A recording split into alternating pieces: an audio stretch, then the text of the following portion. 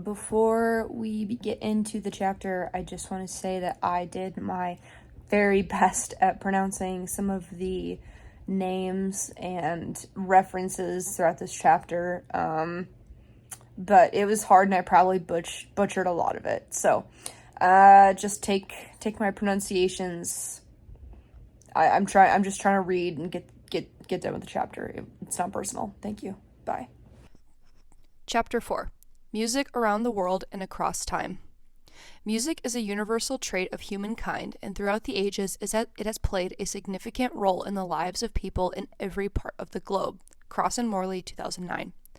As Ackerman, 1995, put it, at some point in our past, it was important enough that all human beings born, no matter whether Bangladesh, Inuit, or Quechua, no matter whether blind, left-handed, or freckled, were not merely capable of making music, they required music to add meaning to their lives. Page 210.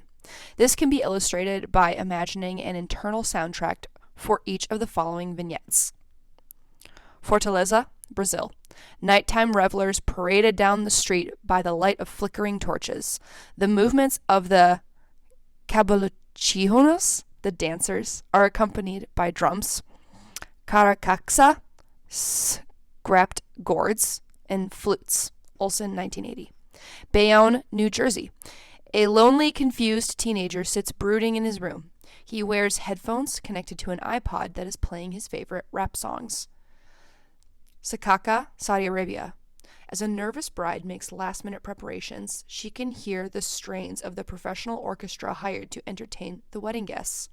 The nauba, a suite of pieces, is being played on the oud, lute, ney, flute, and duf, tambourine. Madrid, Spain. Thousands of voices roar as the matador strides into the arena, followed by the bandilleros and picadores. Their measured pace is timed to a pasodoble played by the band. Subsequent phases of the bullfight will be introduced or accompanied by the blaring of trumpets. Rollers, Belgium. A nun sits in a corner of the convent garden. She is strumming lightly on a guitar and humming softly to herself. Mazar-e Sharif, Afghanistan. Mourners gather from all parts of the village at a mass burial for fallen soldiers. Their dirges are accompanied by the sound of richak, a two-stringed lute whose soundbox is made of a discarded rectangular gasoline can. Malm, 1967. Yenyuan, China. Peasant families have been assembled to hear speeches given by visiting political dignitaries. Their ceremonies begin with the appropriate state-approved music playing over the loudspeakers. As stated in Chapter 1, anthropologists and ethnomusicologists have a message for us that can be put rather simply, but is profound in its impacts on our understanding of the significance of music. The message is this: all people, in all times, and in all places have engaged in musical behaviors. See Figure 4.1. There is much to be said in the elaboration of this statement, of course, and that is the purpose of this chapter. Figure 4.1. All people at all times and in all places have engaged in musical behaviors. In the field of anthropology, music can be studied along with the many other products and processes of various cultural groups. In addition, there are music specialists, known as ethnomusicologists, who study music in its social and cultural contexts. Society for Ethnomusicology, 2018. Although anthropologists who study music and ethnomusicologists study the same behaviors from different perspectives, the two groups may be moving closer together. Feld and Fox, 1994, stated that ethnomusicologists are moving toward a more anthropological perspective. Increasingly, they consider music in its social context. Also, according to Reyes, 2009, ethnomusicologists consider that music is not only a human creation, but a social act. Page 13. Moving into the 21st century, Becker, 2009, also believed that insights from the psychology, biology, and the neuroscience of music can inform ethnomusicologists.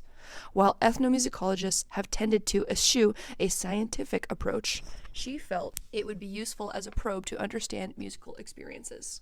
Titone, 2009a, agreed that the different disciplines have much to gain from talking with each other. However, he interjected several notes of caution in that the sciences tend to take a more reductionist approach, while ethnomusicologists take a more expansionist approach. As a discipline, ethnomusicology moves away from isolation and toward relationship. Ethnomusicologists focus on music and culture, music as culture, people making music, musical being in the world. Page 502. Or as Clayton et al. 2005 put it, ethnomusicology is experiencing an ongoing shift towards a paradigm that sees the business of ethnomusicology as the investigation of musicking as embodied, interactive, communicative behavior. There is a significant body of literature in the field. Beyond general books such as The Cultural Study of Music, Clayton, Herbert, and Middleton, 2003, Ethnomusicology, A Very Short Introduction, Rice, 2014, and Thinking Musically, Wade, 2009. There are numerous books on the music of a specific culture, region, or country, such as Music in the Mainland, Southeast Asia, Douglas, 2009. In addition, many articles can be found in such journals as Asian Music, Ethnomusicology, Ethnomusicology Forum, The World of Music, and Yearbook for Traditional Music. Other journals focus on a particular music, including African music, American music, and popular music. Ethnomusicologists also publish in a wide variety of anthropology, sociology, and area studies journals. A great deal of their work is in ethnography, gathering empirical data on specific cultural groups that are published as field notes or case reports. Timeline of early artistic behaviors. One of the more fascinating relationships between anthropology and art is the inquiry into art's beginnings. This is an important topic to study because the individuals who created the earliest known art are essentially the same as we are, biologically and physiologically. As noted previously, it appears that biological evolution stopped among human beings, or at least greatly slowed down, approximately 35,000 years ago. From that time to this, humankind has adapted to the environment primarily through cultural changes, not biological evolution. Thus, being essentially the same creatures as our ancient forebears, we are able to respond to the expressions inherent in their art. Furthermore, we can learn a great deal about our own creative impulses by studying humankind's first efforts at art. Examples of prehistoric art are shrouded in the mists of time, and often there are controversies as to whether a specific finding was created by human beings, including early progenitors such as Homo erectus and Neanderthals, or by a quirk of nature.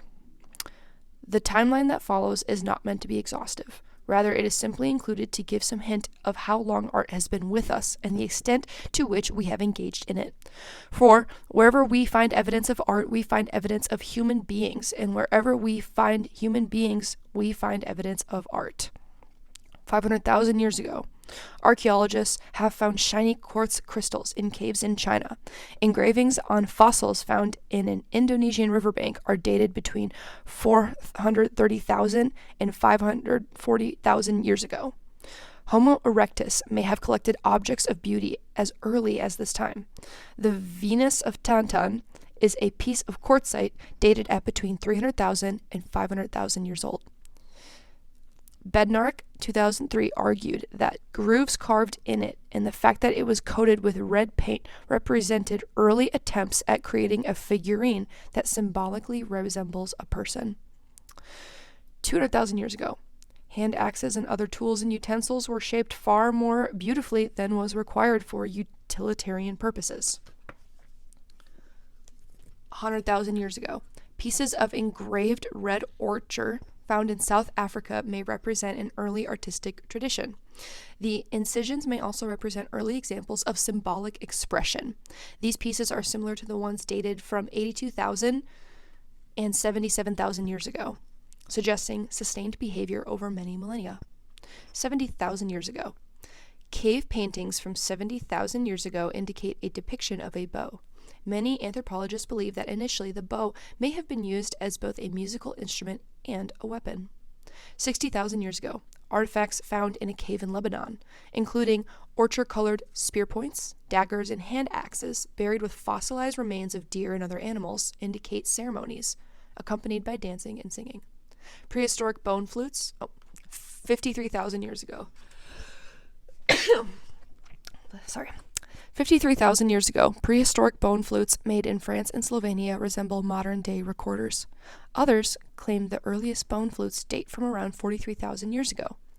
40,000 years ago, remains such as human skeletons buried with flowers show spiritual concerns with death around 40,000 years ago. Burial rituals apparently included both music and dance. There are also indications that Neanderthals used pigments for cosmetics.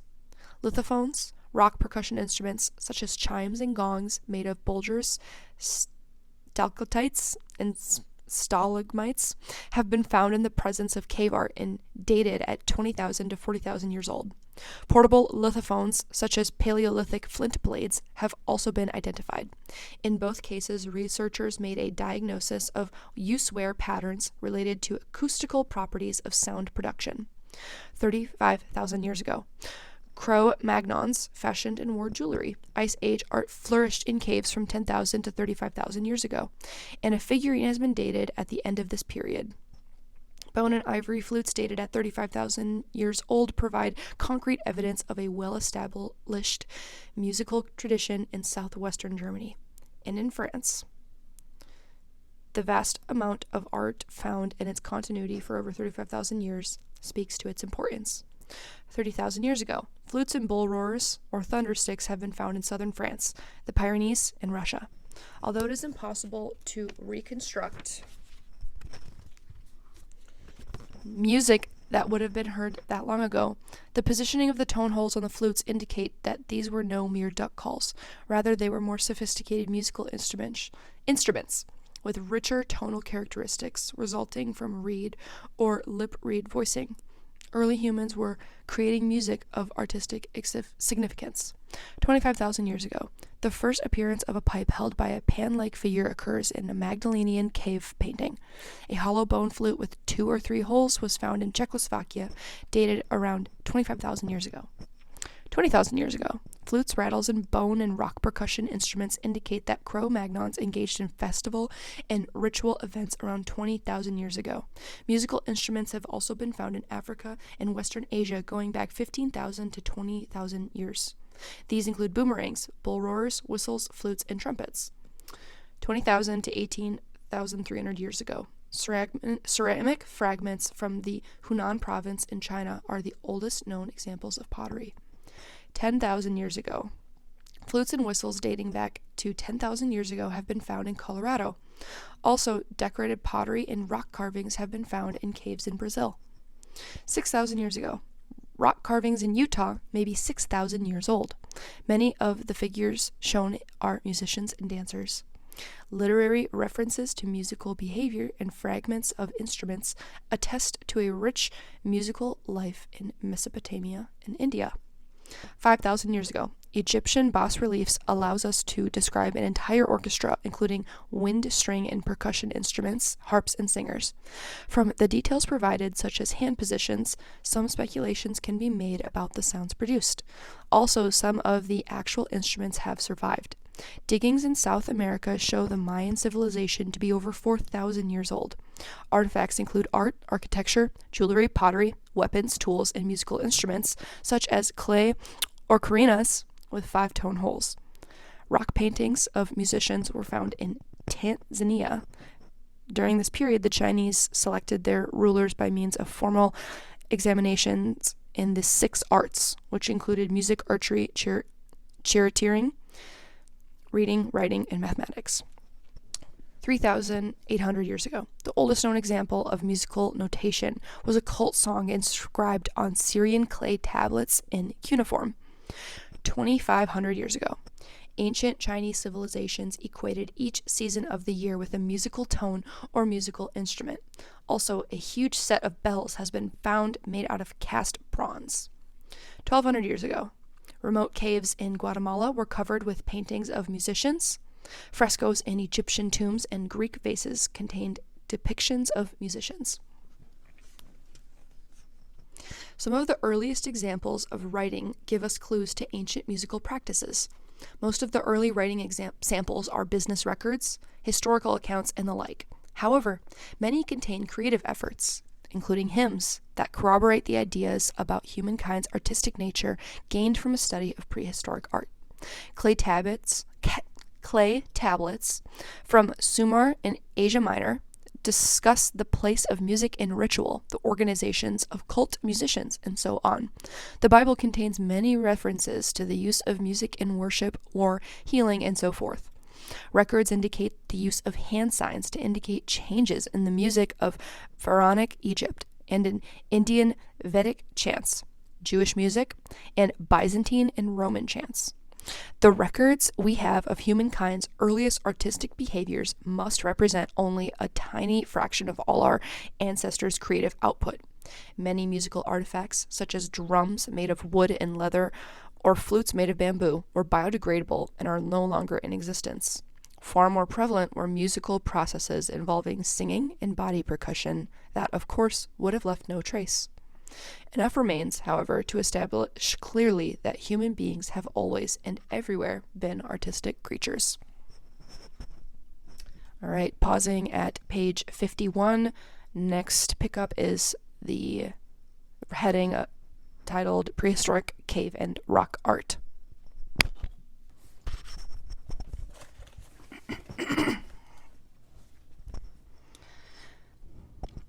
Prehistoric cave and rock art. One of the most glorious examples of artistic creativity of any epoch is the magnificent cave art from all over the world. Archaeologists have investigated caves in Africa, Australia, France, Germany, Spain, Indonesia, and many other places that contain hundreds of paintings, drawings, engravings, and smaller figurine carvings of bone, stone, and clay dating back to as early as 100,000 years ago. In what ways does the existence of cave art relate to the importance of music? Not only do these paintings demonstrate that early human beings were capable of creating expressive works, but the tremendous amount of it indicates that art was an important part of their lives. If these hundreds of thousands of paintings and carvings have been preserved in the deep recesses of remote caves where they have been protected from the elements, how much more art must have been produced in the open air and subsequently destroyed? If early humans were this adept and active in the visual arts, one could not suppose, by inference, that they were equally involved in other expressive artistic modes, such as music. In support of this contention, there are several important points to consider. The presence of musical instruments and depictions of musicians and dancers provide the strongest support. Whistles, flutes, and mammoth bones that may have been used as drums or xylophones have been found in caves. Analyses of caves show that those places where the acoustics are best suited for human singing and chanting are accompanied by many paintings. Those places where the acoustics are poor have few or no cave paintings. Thus, the best place to view the artwork of the cave appear to have been in the best places. Thus, the best places to view the artwork of the cave appear to have been the best places to hear music or chants. Archaeoacoustics is the study of acoustical properties of caves and the particular role of music in those caves. Another point is that there are various indicators that religious ceremonies were held in the same rooms that contain paintings. It is also likely that these rooms are where the largest number of people could gather. Given the strong connection that music and religion have had throughout human history, it is likely that music was heard in these caves during the Cro-Magnon times. Indeed, rituals and celebrations are mainly based on singing and music. And why would the Paleolithic tribes choose preferably resonant locations for painting if it were not for making sounds and singing in some kinds of ritual celebrations related with the pictures? Further support comes from a film of a present-day Australian Aborigine executing a cave painting. As both priest and artist, each gesture of the painting is accompanied by songs and ritual dances, which appear to take a much more important place in the ceremony than the wall decoration itself. We can never know, of course, exactly when or where the first music was made. What is important is to take note of the evidence that we do have. Human beings are artistic creatures by nature. Art does not occur only when a certain amount of leisure time is available. Art does not occur after the important business of life is taken care of or after a certain level of technology has been reached. Art occurs as a part and parcel of human life. Art and technology. Another way of documenting the artistic nature of humankind is through an examination of the development of technology. A popular misconception of the chronology of art and technology is that as our skill in making tools improved, we were able to do more work at a faster pace and thus gain leisure time that could then be spent on creative or art and technology. Another way of documenting the artistic nature of humankind is through an examination of the development of technology. A popular misconception of the chronology of art and technology is that as our skill in making tools improved, we were able to do more work at a faster pace, and thus gain leisure time that could then be spent on creative or artistic activities. Nothing could be further from the truth. Anthropologists agree that solving artistic and creative problems often led to inventions that later were seen to have utilitarian uses. An excellent example can be seen in the historical development of ceramics. The first example of pottery is thought to have come from China more than 18,000 years ago. However, the first kilns existed more than 8,000 years earlier. If the early kiln was not used to fire pottery, what was its use? Many examples of modeled clay figures have been found. Bison, bears, foxes, lions, and human figures. These are not childlike mud pies drained in a fire, but mixtures of earth and clay materials calculated to make the heat spread evenly to produce a new rock-hard material. Whether these figures were created as art objects or used in some ancient ritual, clearly an artistic use of a technological invention predates other uses by thousands of years. Another example of technology dating from Cro-Magnon times involves stone blades. One particular type of finely chipped stone blade is called a laurel leaf because of its shape. One specimen is 11 inches long and only 4/10 of an inch thick, too thin and too fragile to be used for hunting. It must have been used for ceremonial purposes or perhaps as an object of admiration. Perhaps a master craftsman turned it out just to show to what extremes his skills could go. Speaking specifically of this laurel leaf blade, Prideaux, 1973, says, "Clearly, to produce an object of such daring proportions required craftsmanship bordering on art, and many archaeologists think this masterpiece and others like it may have been just that. Works of art that served as aesthetic or ritual function rather than a utilitarian one, and may have even been passed as highly prized items from one man or group to another." Other similar objects, such as knives, have been found that show no signs of wear, indicating that they were not used for cutting or slicing. Some of these are richly decorated. Contemporary bushmen have been observed putting the tip of a hunting bow on a dry melon shell and tapping on the string with a reed to make music. Australian aborigines. I'm going to look that word up quick. Aborigine. Plural noun, aborigines. A person, animal, or plant that has been in a country or region from earliest times. An indigenous inhabitant of Australia. Aborigines. All right, I'm going to remember that. Australian Aborigines developed spears, long wooden poles, and an elbow joint called an atlatl that were also used for beating out rhythms for dancing. Metallurgy, pairing some 10,000 years ago, was used for making decorative art objects such as jewelry along with tools. Without trying to create an exhaustive list, the point surely has been made that artistic and technological problem solving were a part of the same process. Human beings are as much artists as tool makers. The technology of the compact disc, CD, provides an excellent contemporary example of the interrelationships between art and technology. How it is not technology and then art, but both simultaneously. CD players produce their amazing quality of sound by a means of an incredible sampling rate of 44,100 times per second. This means that each second of sound is sliced into 44,100 pieces.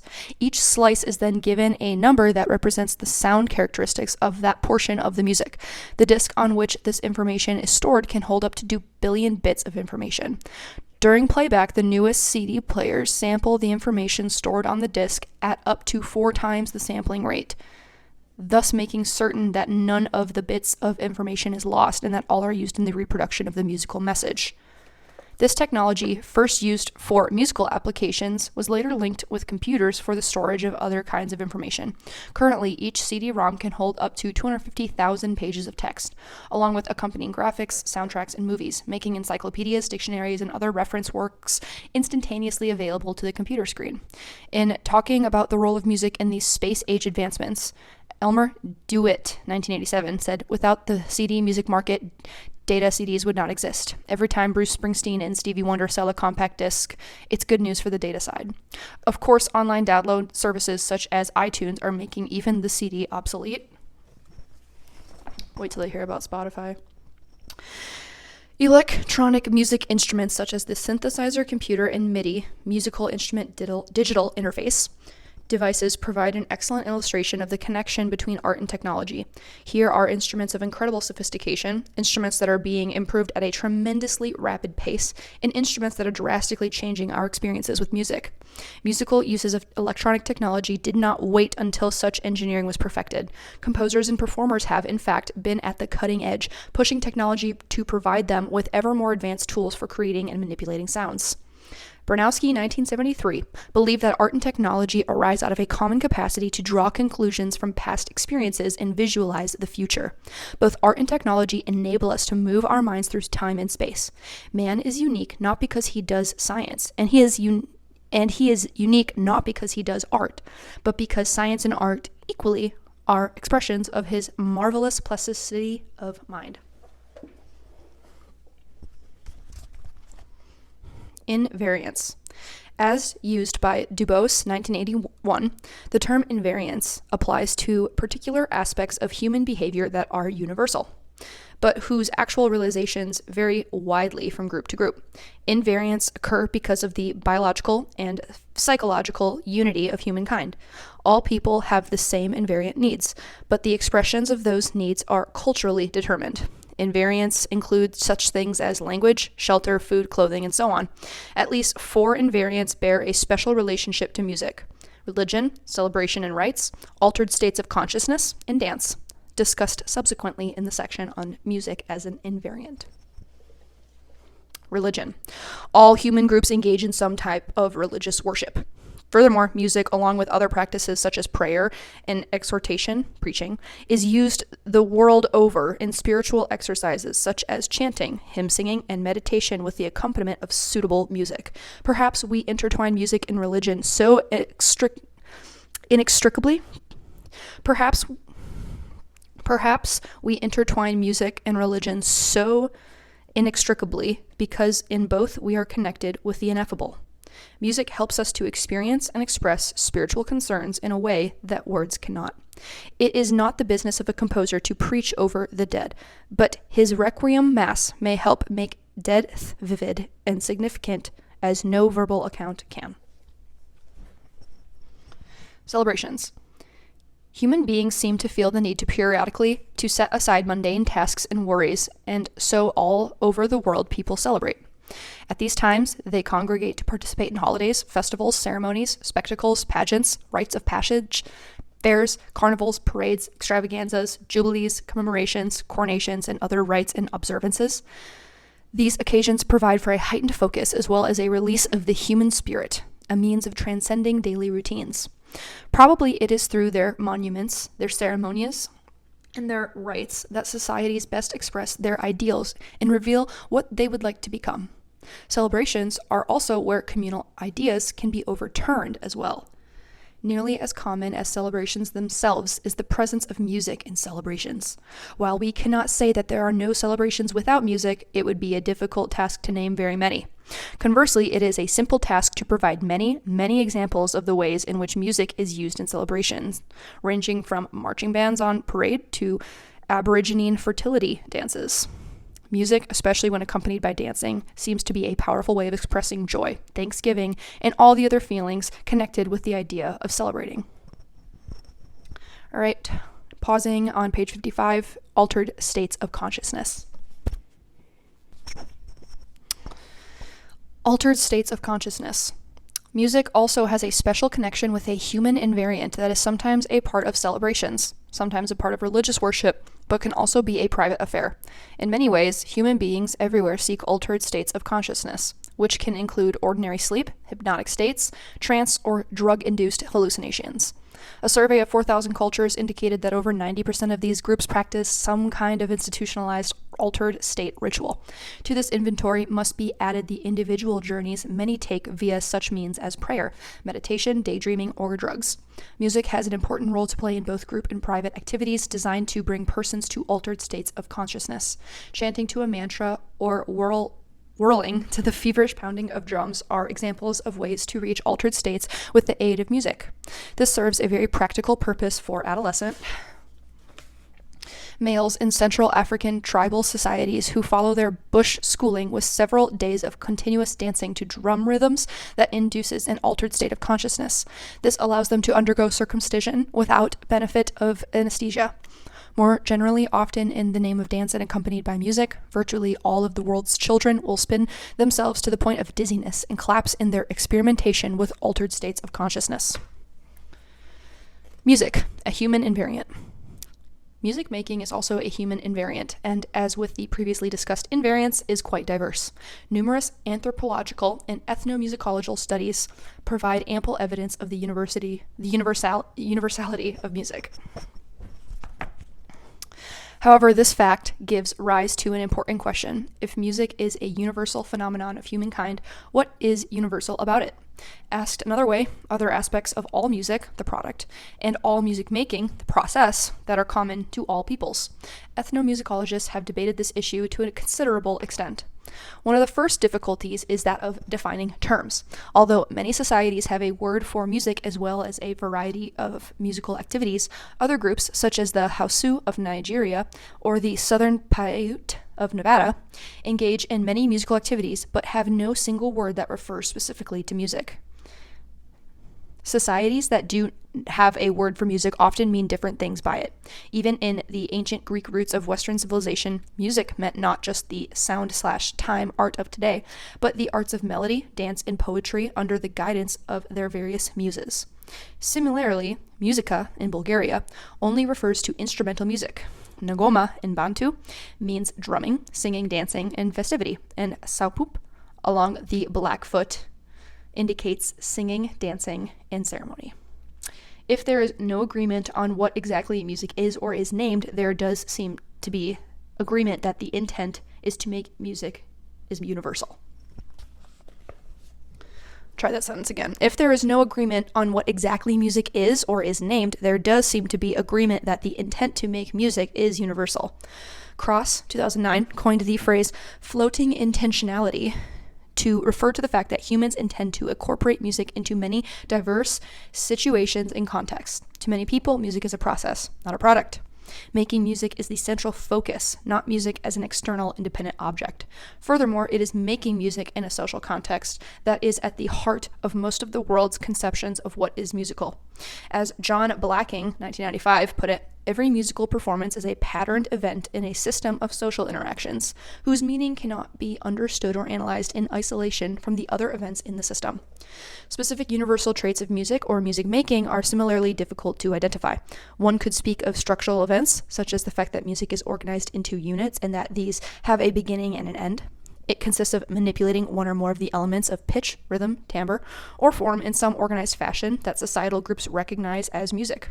The octave appears to be universal, probably because of the biomechanics of the inner ear. Common but not universal is the use of repeated beat patterns, the use of pitches separated by discrete intervals, and musical scales of 5 to 7 pitches. For each of these, however, there are exceptions. For example, a considerable amount of bamboo flute music in Japan is not organized with metrical pulses. Rather, phrases are based on how long the player chooses to extend the breath. Pitch glides are also used, countering commonly utilized discrete pitches. Exceptions for other musical events, such as repeated beat patterns, exist well. Figure 4.7. Chinese musicians performing in an outdoor gathering space in Beijing. This was not a formal concert setting with an audience. Rather, it took place in a setting where many people gathered to play chess, perform exercises, chat, sew, and in general spend time together. Although they were intent on the activity of choice, the overarching theme appeared to be the social nature of the pursuit. Other universals include singing lullabies to infants, dancing to music, and music for warfare.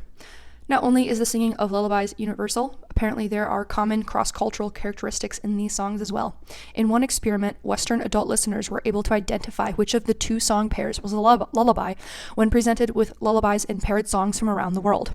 Similarly, although much of the emotional expression of music is undoubtedly culturally specific, scholars recently discovered that a Native American population, the Mafa, could recognize expressions of happy, sad, and scared, fearful in Western music, suggesting that these emotions were universally understood through music.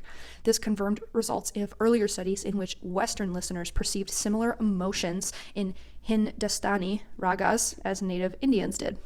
And Japanese listeners identified emotions in Japanese, Western Hindustani music, and in Western music. However, Gregg and Varney in 1996 found differences in effective ratings between European and Asian listeners. It is likely that there are many emotional expressions, particularly more subtle ones, that are not as easily understood by those outside a given culture. Singing is universal, and the use of music instruments may be nearly so. Musical instruments are tools that allow us to extend our sound production capabilities beyond what we can accomplish with our voices, whistling or body percussion.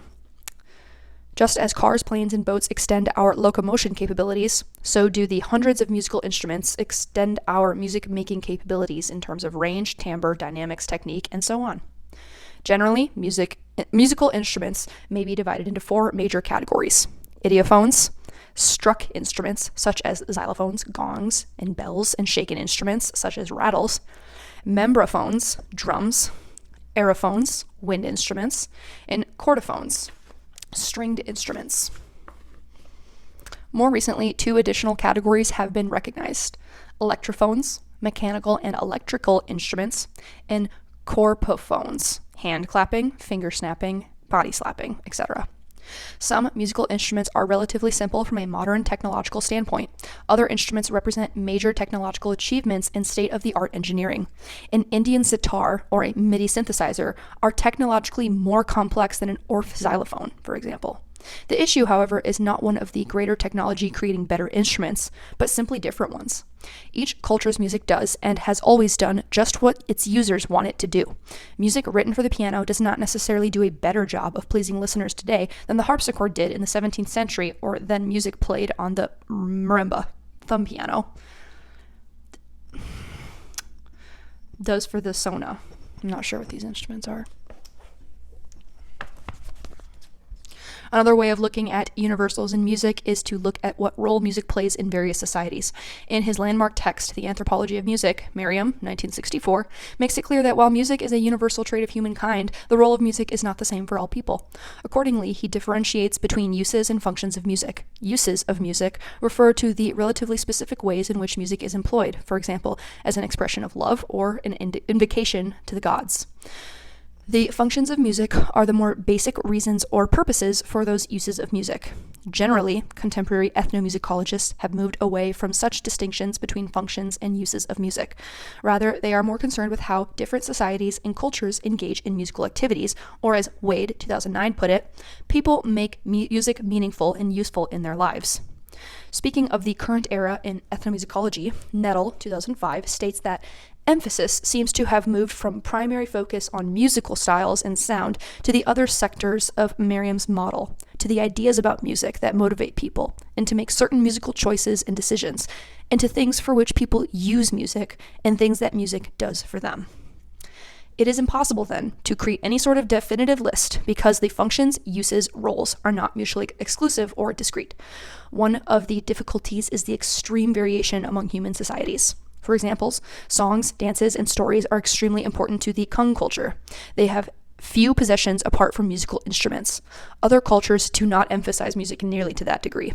Thus, the role that music plays varies greatly, and many of these roles may overlap and occur simultaneously within the same musical experience. Table 4.1 includes 3 lists. Even if these are not the exact role of music that are universal to all human societies, they are at least representative of much of the world's music. The biological and physiological unity of humankind assures that music will be a human invariant, and that its various uses and purposes also approach invariant status. Yet the inherent power of individuality assures that the music of one group may be markedly different from the music of another group, as specific uses and sounds of music vary around the world. What follows are exemplars of these roles. Hundreds more could be given, but the intent is merely to give a broad sampling of the world's music. Emotional expression, Merriam, regulation of an individual's emotional, cognitive, or physiological state, Clayton. One function of music that seems to be widespread among different cultural groups is that of emotional expression. Music can also be used to regulate emotions by lifting one up when feeling depressed or calming when frightened or nervous. The Kangana of Brazil mourn with a series of death chants, Sullivan, 1984. These are sung not only at funerals, but also at any time one might think about death. Song provides a way of ritual remembering, so that the living will not forget the departed. These songs are so powerful and have such an effect on the singers that they later wash their mouths out with muddy water as a means of ridding themselves of such potent medicine. Aesthetic enjoyment, Merriam. This is a difficult function to assess owing to the lack of a consistent or universal definition of aesthetic.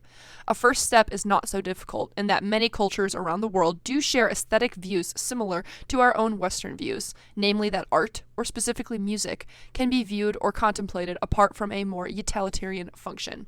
Quote, art for art's sake, end quote. That a concept of beauty is integrally bound up with the notion of art and so on. Parenthesis, for more on aesthetic experiences in Western music, see chapter 11, parenthesis. However, Merriam goes to such lengths to illustrate that there are cultures that do not share similar views, at least in so much as we are able to translate complex and abstract concepts cross-culturally.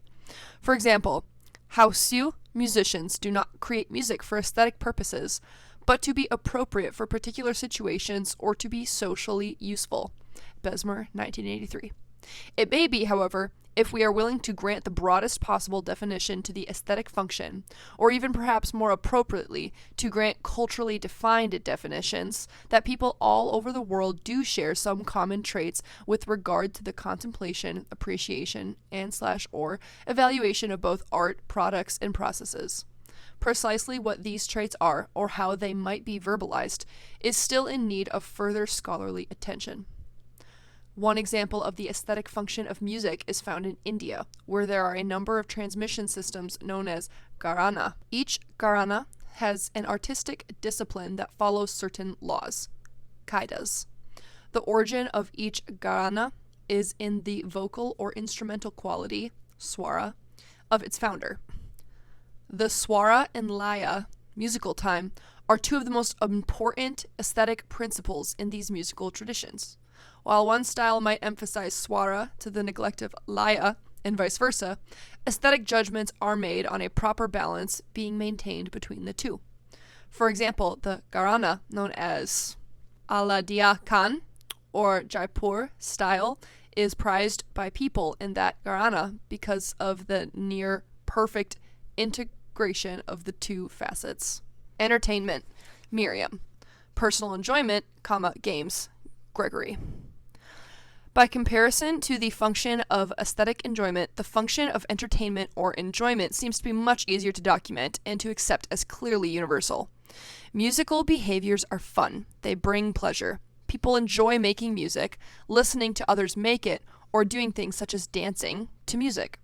The function of entertainment most often coexists with the other functions, and it is clearly one that pervades many musical behaviors. For example, the most common form of entertainment among the Kasana Nankani of northern Ghana is the jongo, a dance suite that is also performed on many special occasions. Jongo is frequently performed with a set of 4 cylindrical drums, an hourglass drum, gunguna, and a set of 7 flutes. Jongo is danced only by adults, but it is widely imitated by children.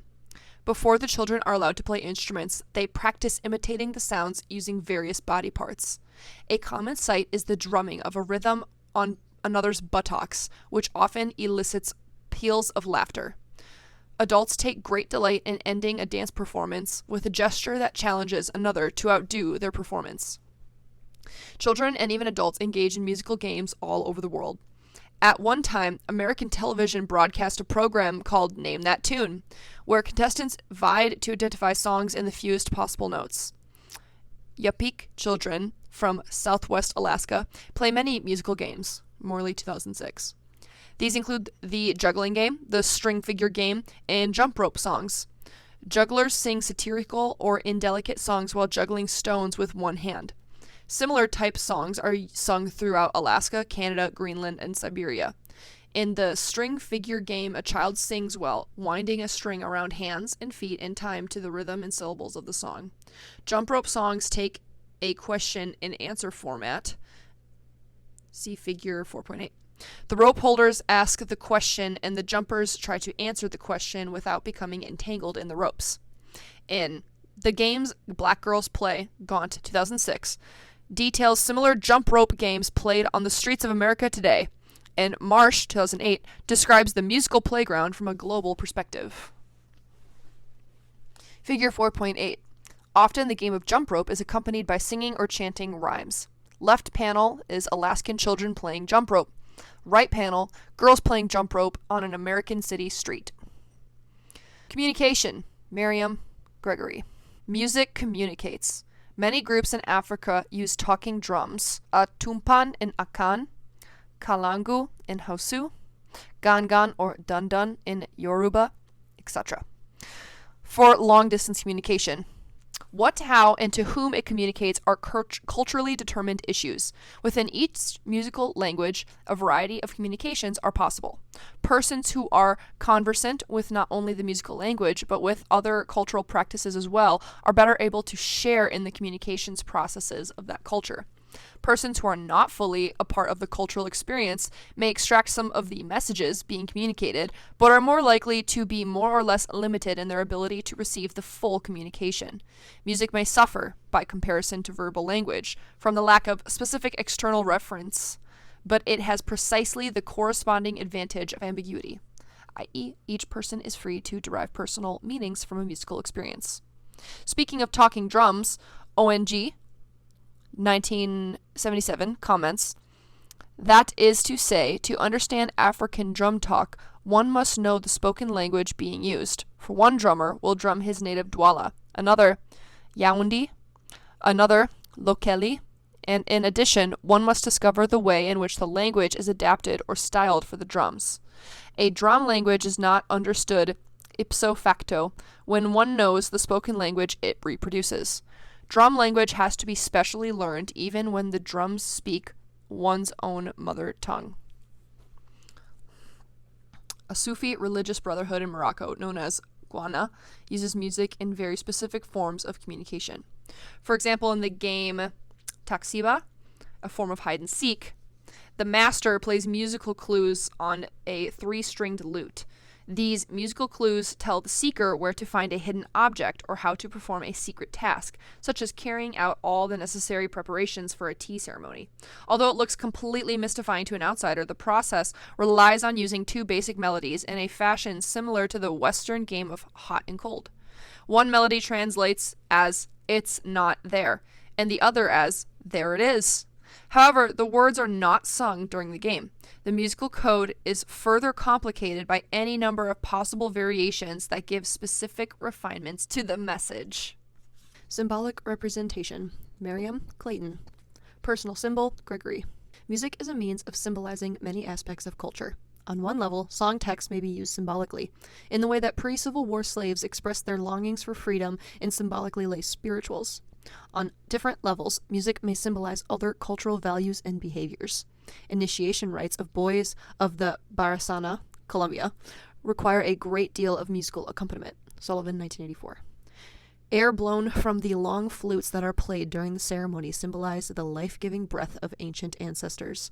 The air blown over the initiates turns them into strong adults.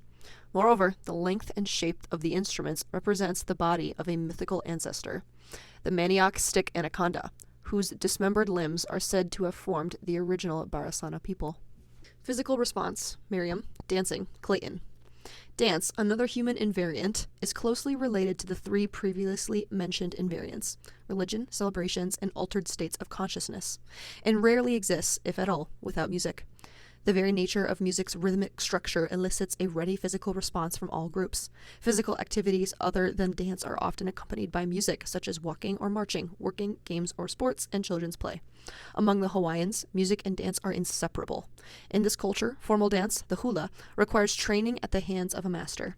Candidates are selected on the basis of talent and dedication, but are not discriminated against by virtue of gender or age.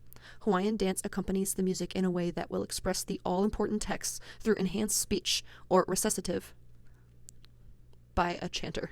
Chanters undergo rigorous training and can achieve an exalted position within the society. The poetry that serves as the basis for the chant covers a wide variety of subject matters, including recollections of past heroes and events, sacred prayers and incantations, and personal expressions of love, humor, and grief. Enforcing conformity to social norms. Miriam. Mediation between self and other. Clayton. Children in every society need to learn appropriate socially approved behaviors. Music is one of the most common and most effective means of helping to shape these behaviors. Through the use of music, young children learn right and wrong behaviors. Through music, they are initiated into adulthood, and adults even express disapproval of inappropriate behaviors through protest songs. Among the Venda of South Africa, there is an initiation school, Domba, that prepares young women for marriage, childbirth, and motherhood. Through the music and dance of the Domba, the girls learn much of what they need to know to carry out these adult roles. In a series of songs and stylized dance steps known as the kulo, where the girls sing in imitation of a pattern played on the reed pipes by the men, they enact various stages of the reproductive cycle. Validation of social institutions and religious rituals. Miriam. Ceremonies and festivals. Religious music. Gregory. Public ceremonies, military campaigns, significant family events such as birthdays, initiation ceremonies, and rites of passage, marriage, funerals are all validated through music. A great deal of the social fabric of many societies receives strength and support through music. Indeed, many social institutions would be woefully incomplete and thus invalidated if the music were missing. This is also true for religious rituals and observances. Music in Vietnamese Buddhist temple ceremonies invites the congregation to enter a state of peaceful contemplation.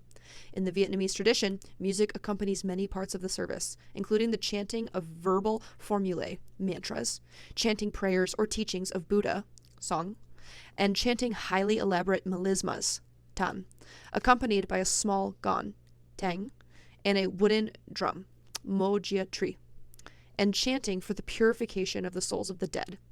Other instruments may be used during funeral ceremonies. These may be played by lay musicians and may include the oboe, flute, and lute.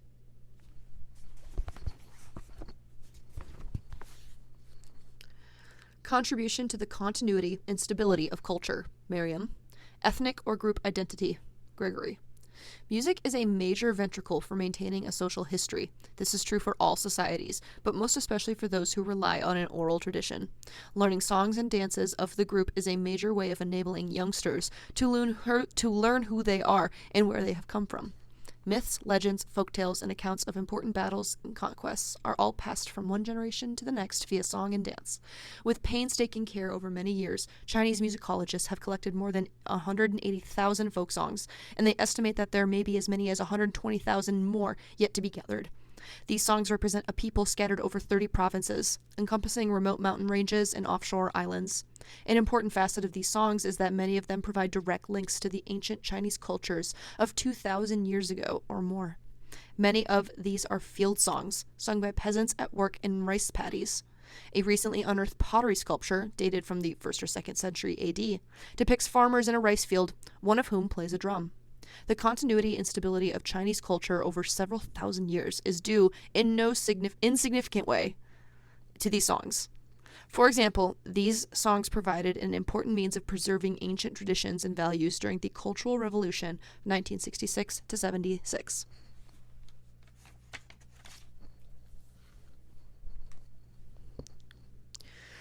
Contribution to the integration of society. Miriam. Although music can be experienced individually, it is first and foremost a group activity.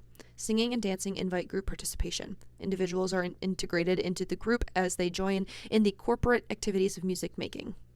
Music provides a rallying point that focuses on social unity. For outsiders to become accepted as a full member of the group, it will be necessary for them to partake of these social acts of singing and dancing. An ethnomusicologist describes the experiences of her daughter in northern Ghana and in Washington, D.C. In both of these settings, Vanessa's inclusion into a new peer group was partly dependent on her mastery of certain song and dance formulae that identified her as an insider, even though she was a newcomer to these cultural traditions. As a result of the diaspora, the Jewish world was historically been As a result of the diaspora, the Jewish world has historically been divided into Ashkenazic and Sephardic communities. Jews exiled into primarily northern European locations are identified as Ashkenazi, an Old Hebrew name for Germany. Jews who were displaced into Persia, India, Spain, and the Mediterranean basin are known as Sephardi, Old Hebrew for Spain. During their centuries of exiles, the Jews faced the problem of retaining their cultural identity while living in foreign lands. This has resulted in a pluralism of Jewish musical styles. Within the more European-influenced Ashkenazic styles, there is considerable diversity, as between Russian and German Jews, for example. Likewise, there is the variety of North African and Babylonian Jewish music with Sephardic styles. The inclusive and exclusive aspects of the power of music to integrate members of a society may be seen in this situation. On the one hand, music centered on Jewish liturgy or holidays and festivals enabled a scattered people to maintain their cultural identity over vast distances of space and time. On the other hand, modern Israel had a difficult time integrating all the subcultures into one ethnic whole. If we start with the assumption that the aim in Israel is to achieve a unified national culture, the questions that inevitably arise are how far should one attempt to blend the unique and deeply rooted musical heritages of the many and varied ethnic communities, and what are the means whereby this is to be achieved? Perhaps national anthems provide clearer examples of the role of music in integrating societies. The parade of athletes at the opening ceremony or the national anthems played for the gold medal winners at the Olympic Games are good examples of the way in which music serves to represent national identity. Lullabies, Gregory.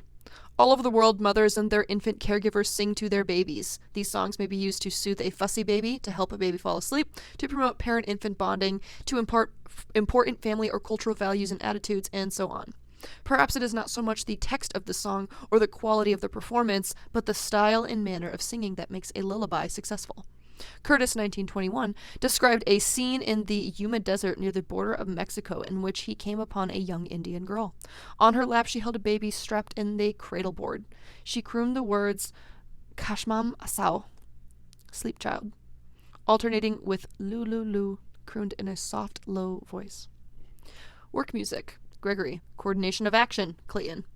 Music has often accompanied workers in their labors. Sailors sang sea shanties to coordinate hauling and sails. Slaves sang as they chopped, hoed, planted, and dug. Fishermen sang as they brought in their nets. Washerwomen sang as they scrubbed and rinsed. Members of the Fra tribe in Broutsland, Ghana, play on the dagomba, a one-stringed fiddle, and shake rattles to accompany workers who are cutting grass. The workers swing their machetes rhythmically in such a way that the cutting sounds are timed to fall on the main beats of the music. Another example is found in the guise of 4 postal workers in Ghana hand-canceling stamps. They whistle an improvised melody over the rhythmic thumping caused by their hand stamping. The tune is based on a hymn entitled Bompata by the Ghanaian composer Ak Yampong. Storytelling, Gregory. Telling stories through music is a powerful means of communicating messages beyond the story itself. Wandering musicians go by many names, such as troubadour, minstrel, minsinger, bard, wait, stadtpfeifer, or griot. These storytellers are entertainers who pass on gossip, news, and political commentary. In another instance of musical storytelling, healthcare professionals use songs in the villages of Uganda to transmit important health messages. Villagers rely on oral traditions, and they have long used songs as a storytelling device. In this case, they impart information on appropriate health care, with lyrics on topics such as hygiene, nutrition, and sanitation. Commonly, one can hear children sing these health message songs as they play and walk to and from school. Lyrics are simple and direct and teach people what to do in the case of illness. Here in an example of song lyrics translated from Itezo. If their eyes are pale and they're feeling very weak, to the hospital, to the hospital. If their hips are small and they're looking pretty thin, to the hospital, to the hospital. If their fever's high and they're having lots of chills, to the hospital, to the hospital. Battle, Gregory. Songs have accompanied soldiers into battle from time immemorial. Whether it is the sound of Scottish bagpipes, Apache war dances, or the fife and drum of the American Revolution, music is a staple of warfare. It is not hard to imagine why this is so. Music can give warriors courage, it can remind them of who and what they fight for, and it can prepare them for death. Crow, 1897, translated 2 ancient English songs that were sung during the Danish invasions of the 10th century. During raid after raid, English patriots used poem and song to strengthen ties of kinship, to fan the flames of home, hearth, and country, to mourn fallen heroes, and to celebrate victories. Music in the military is not simply a practice of past history. Even today, the U.S. military, for example, spends enormous sums of money on music.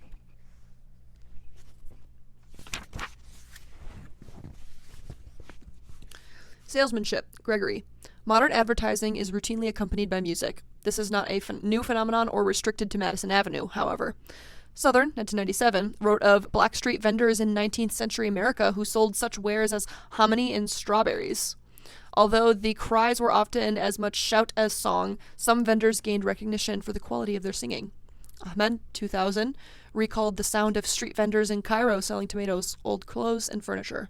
Likewise, singing vendors sell a variety of food products all over the world. Healing trance. Gregory. As indicated earlier in the section on altered states of consciousness, music plays a particular role in enabling people to reach a different state of mind. Sachs, 2006. Music and dance are often a means of transport, putting people in a trance or leading to ecstasy. Singing, drumming, clapping, marching, and dancing are often a central focus of religious and social ceremonies. Music has also been used as part of healing rituals throughout the world. For example, members of the Kung tribe participate in the draft dance for hours until they reach an extreme emotional state called Kia. Once they have achieved Kia, they can heal others. Jankowski, 2007, makes the point that in Stambeli, a ritual healing process in sub-Saharan Tunisia, the music does not heal. Rather, the music is used to contact the spirits who are manifested through possession, and it is they who effect the healing. In Chibale, Zambia, music refers to inyimbo, songs and singing, malimba, one-note xylophones or musical instruments in general, and ngoma, drums, dancing, and ritual. As much as 14% of the population is possessed, and most are members of a cult led by a possession leader, the Shinanga. During large gatherings, the possessed holds rituals where they make music continuously. A healing ritual dealing with serious illnesses is called mwami. For less complicated illnesses, people go to the local health clinic for medical treatments. Court. Gregory. Music is used to accompany all manner of courtly and political rituals and ceremonies. The pageantry surrounding the crowning of a king or queen, the induction of an American president, or recognition of nearly any public official is unthinkable without music. Courtly music precedes, accompanies, and concludes the pomp and circumstance of all manner of royal and official ceremonies. Court musicians among the Hausa of Nigeria are ranked higher than other kinds of musicians. Japanese court musicians trace their lineage back from student to teacher to the 8th century. Douglas, 2007, described a current situation in Myanmar in which the government sponsors and promotes court music from an earlier time as a means of reconstructing and preserving the pre-colonial heritage. For example, at an exchange concert in Rangoon, the Asian Fantasy Orchestra, based in Japan, presented an eclectic concert of contemporary and traditional music. Midway through, a traditional Burmese sangwon orchestra performed a 19th century classical song written by revered court composer Maiwadi Yusa. Although Myanmar is more open to foreign trade and tourism than before, the government sponsorship of traditional culture reinforces state-sanctioned notions of national identity. Music and culture of the 19th century Burmese court has become a symbol for the current political regime, providing an imprimatur of legitimacy. Reading these descriptions from around the world is not nearly as effective as listening to the music, or even better, participating in it. Readers are encouraged to check for world music collections in local libraries or online for recordings and video footage. Also, you are encouraged to seek out musicians in your local community who perform on indigenous instruments, sing or dance to music outside traditional Western music styles.